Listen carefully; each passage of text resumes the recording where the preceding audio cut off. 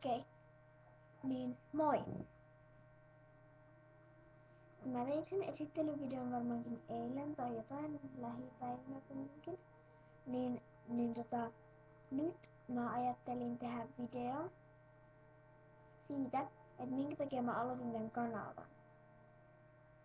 Sillä ei ollut niinku mitään oikein tärkeää syytä. Mä tein sen, koska mulla oli joskus 9-vuotiaana kanava. Älkää todellakaan kattoko sitä, ne on aivan kamalia ne videot. Niin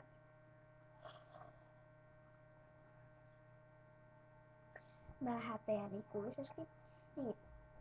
Niin sitten joskus, olisiko vuosi sitten tai jotain sellaista, niin nämä meidän luokan pojat löysi ne videot. Niin, ja sitten ne on niinku joka kerta kun ollaan YouTubessa, niin sitten ne on vaan halunnut katsoa nyt mun videoita. Niin nyt mä vähän niinku, että jos ne etsii nyt mun videoita, niin mä kostan niille ja aloitan niinku oikeen YouTube-kanavan, enkä vaan sellaisen niinku se. Tai no voitte te katsoa ne, niin ymmärrätte, että mä en tee sellaista. Joo, ettikää vaan Iia Ikkala YouTubesta, niin kyllä te sen löydätte. Toivottavasti.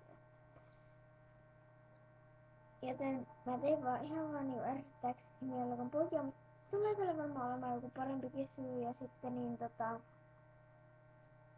silleen,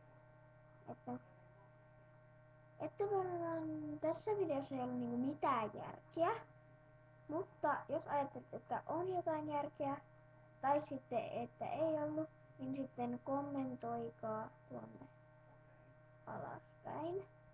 Ja tykätkää jos tykkäsitte, älkää tykätkö jos ette tykänneet.